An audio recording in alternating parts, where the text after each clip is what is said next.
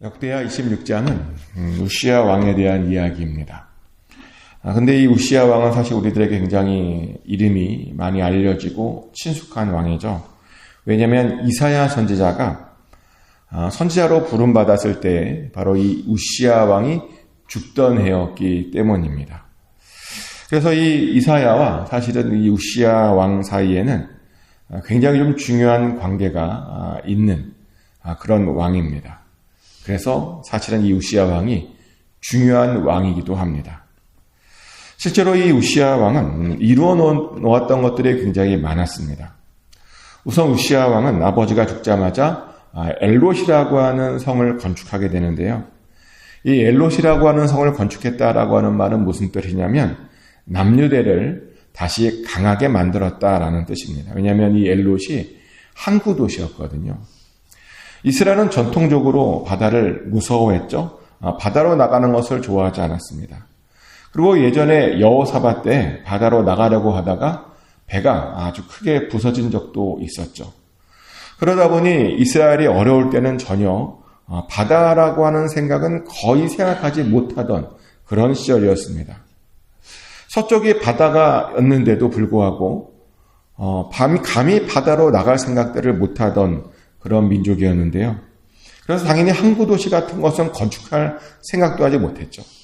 근데 우시야는 이제 나라가 좀 좋아지다 보니 바다를 생각하게 되었고 바다가 얼마나 중요한지를 알게 되었고 그래서 가장 먼저 한 일이 뭐냐면 항구 도시를 다시 재건하는 것이었습니다.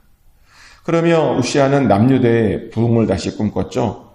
여호사밧이 못 이루었던 그 강성한 남유대를 다시 꿈꾸며 준비했습니다. 그런데 오늘 본문을 보면 우시야가 그렇게 할 수 있었던 데에는 이유가 있었다라고 말하는데요. 5절 말씀이죠. 하나님의 묵시를 밝게 하는 스가랴가 사는 날에 하나님을 찾았고 그가 여호와를 찾는 동안에는 하나님이 형통하게 하셨더라. 아멘. 그렇게 할 수 있었던 이유가 뭐냐? 하나님의 묵시를 밝게 하는 스가랴가 그와 함께 했었기 때문이다라고 말합니다. 참 놀라운 표현이죠. 하나님의 묵시를 아는, 밝게 하는 스가랴라고 합니다. 정말 스가랴에 대한 최고의 찬사인데요. 그런데 그랬던 자가 바로 이 우시야 왕과 함께 있었답니다. 그랬더니 그가 그렇게 형통할 수 있었답니다. 그런데 역대기를 읽다 보면요. 계속 사실 이런 것을 강조합니다. 어떤 성공한 왕이 있으면 그 뒤에 아주 훌륭한 어떤 선지자나 어떤 훌륭한 제사장들이 계속 있었다라고 사실 계속 강조하고 있는 것이 바로 역대기죠. 예를 들어서 솔로몬 옆에서 솔로몬이 그래도 좀 잘했을 때에는 누가 있었느냐 봤더니 나단 선지자가 있었답니다.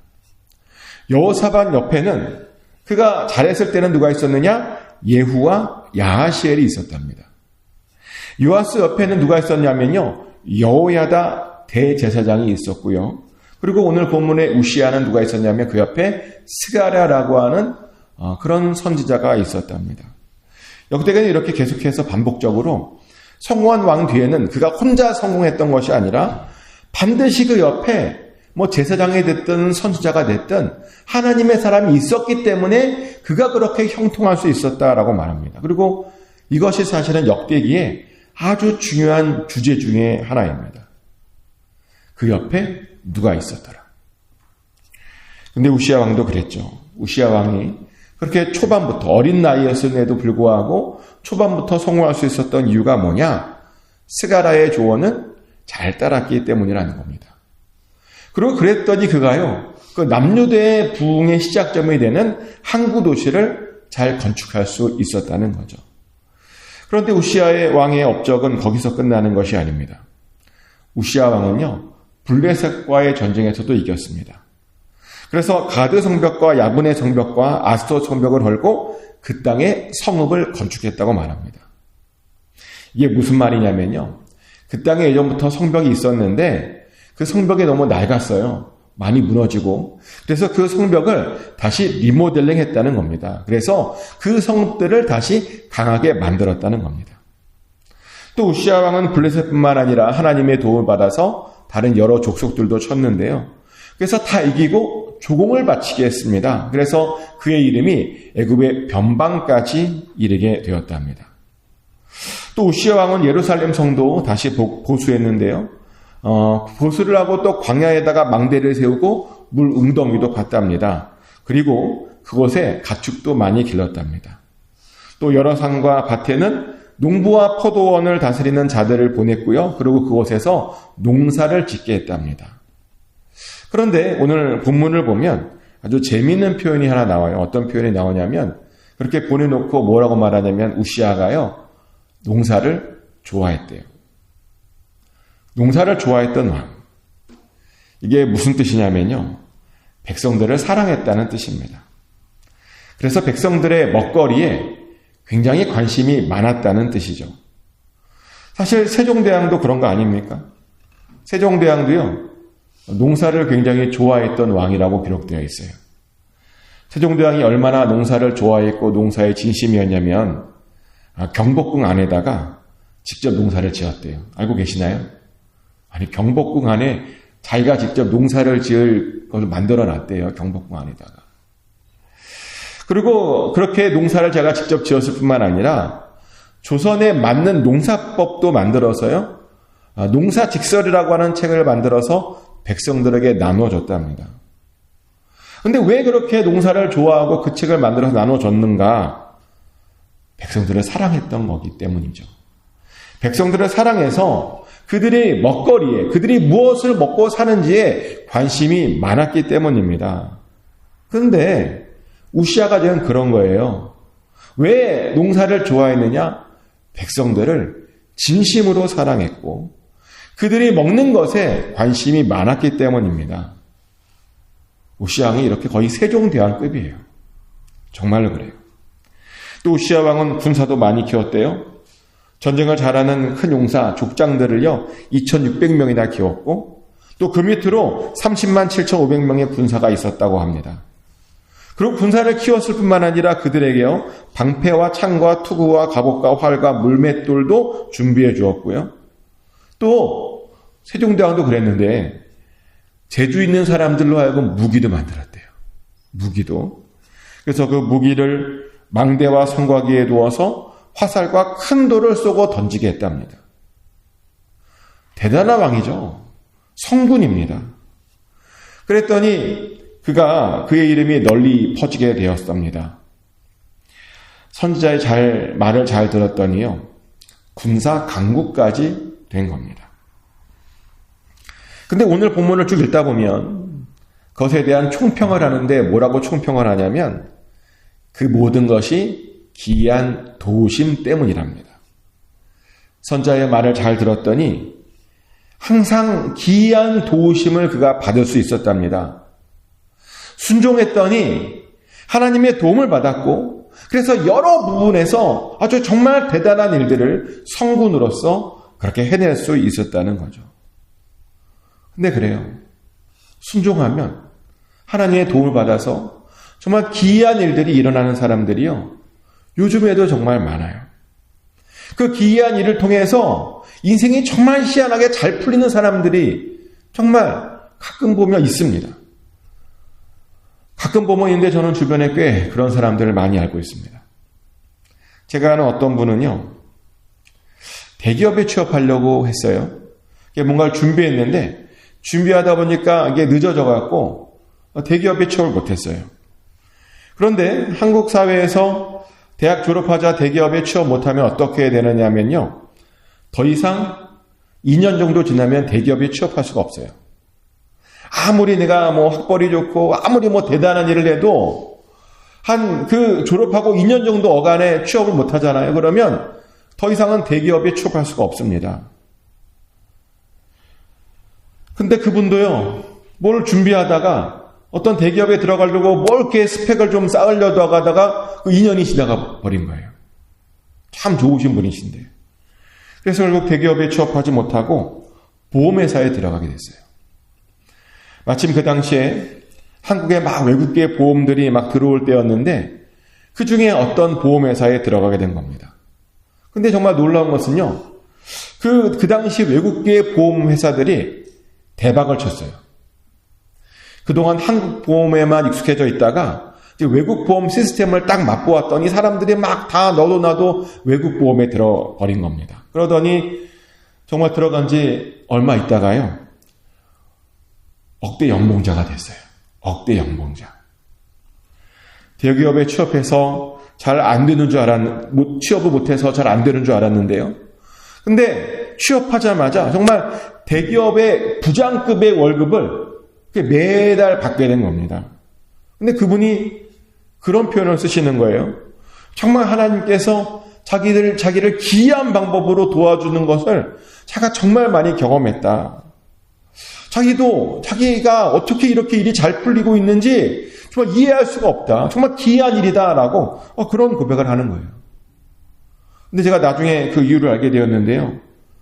어떻게 그분이 그렇게 기이한 일들을 경험했나 봤더니 그분이 보니까 믿음의 4대 손쯤 돼요. 그러니까 그분의 한 4대 손은 기독교가 한국의 조선에 들어왔을 때 그때부터 믿기 시작한 그런 가문이었던 겁니다. 그래서인지요, 순종을 잘해요. 이분의 특징은 순종을 잘합니다. 마음에 꼬인 것이 없어요. 굉장히 말씀대로 살려고 노력을 했고 진지하고, 그랬더니 하나님께서 그분을 도와주셨고, 그랬더니 그렇게 항상 삶 가운데 기이한 일들을 경험할 수 있었던 겁니다. 그런데 그분 말고도 저는 또 다른 기이한 도움을 받은 사람들을 알고 있는데요. 그분은 그래요. 자기가 이렇게 기이한 도움을 받았던 이유는 어머니의 기도 덕분이다. 어머니가 그렇게 자기가 잘 때 머리밭에 와서 기도를 하셨대요. 자기의 성공은 전부 어머니의 그 머리밭 기도 때문이라고 말합니다. 어렸을 때부터 자기를 위해서 그렇게 기도해준 그 기도 덕분에 자기가 그런 기이한 도움을 받았답니다. 근데 제가 봐도 정말 그분은 정말 희한한 기이한 도움을 너무 많이 받았어요. 안 좋은 일이 일어난 줄 알았거든요. 근데 시간이 지나면 그 안 좋은 일이 좋은 일로 바뀌어 있어요. 정말 희한하더라고요. 망한 줄 알았거든요. 근데 돌아보면 그 망한 줄 아는 그 일이 성공으로 가는 길이더라고요. 정말 신기하게도. 그래서 제가 얼마나 부러워했는지 모릅니다. 자꾸만 바뀌니까 부럽더라고요. 근데 지금 우시야 왕도 그랬다는 거예요. 기이한 도움을 받았답니다. 근데 우시야 왕은 어떻게 그런 도움을 받았나? 하나님의 묵시를 밝히 하는 스가랴와 함께 했더니 그런 도움을 받았답니다. 그래서 우리들도요, 그런 사람을 찾으면 돼요. 하나님의 묵시를 잘 아는 사람, 그 사람을 찾아서 주변에 있으면 됩니다. 그러면 우리도 기이한 도움을 받을 수 있습니다. 아멘? 그런데요, 그런 사람을 찾아서 그런 기이한 도움을 받을 때 사실은 주의사항이 하나 있어요. 기이한 도움을 받을 때는 항상 겸손하셔야 됩니다. 그리고 감사함을 사셔야 돼요. 왜냐면요, 자꾸 우연을 가장해서 기이한 일이 자꾸만 좋은 일들이 생기잖아요. 그럼 어느 순간부터 그것에 대해서 무감각해져서 교만해지게 되고 감사를 잃어버릴 수 있거든요. 그 기이한 일들이 일어나는 것을요, 어느 순간 무감각해져서 당연한 것으로 생각할 수 있습니다.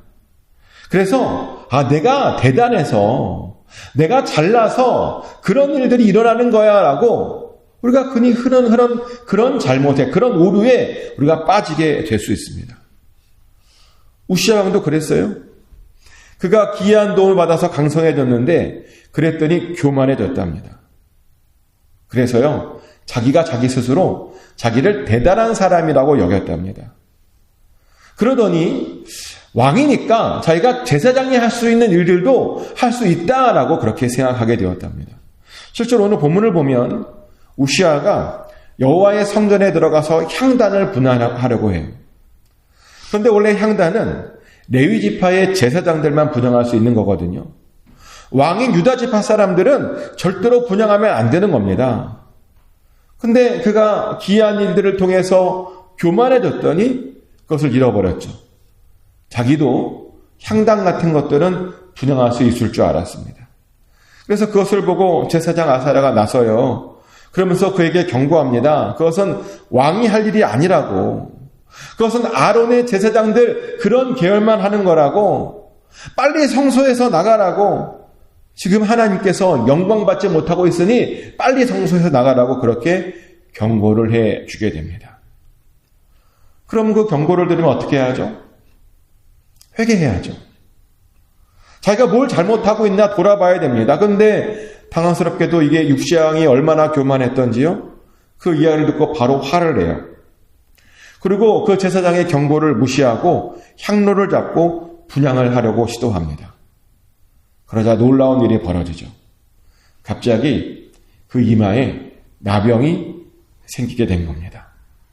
그래서 대제사장 아사랴와 모든 제사장들이 그 나병에 걸린 그 욱시야 왕을 서둘러서 그 성전에서 쫓아내게 되죠. 왜냐하면 나병 황자는 성전 안에 들어올 수 없거든요.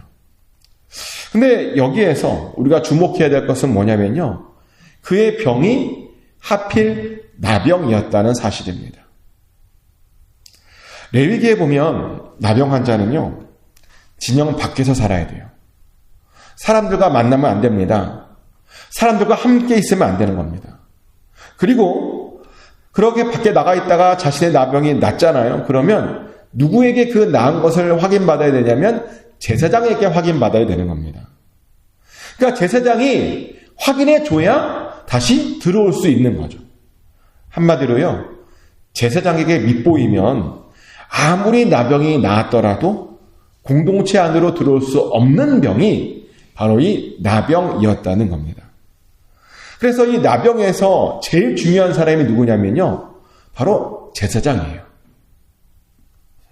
그런데 욱시야가 하필 그 나병에 걸렸습니다.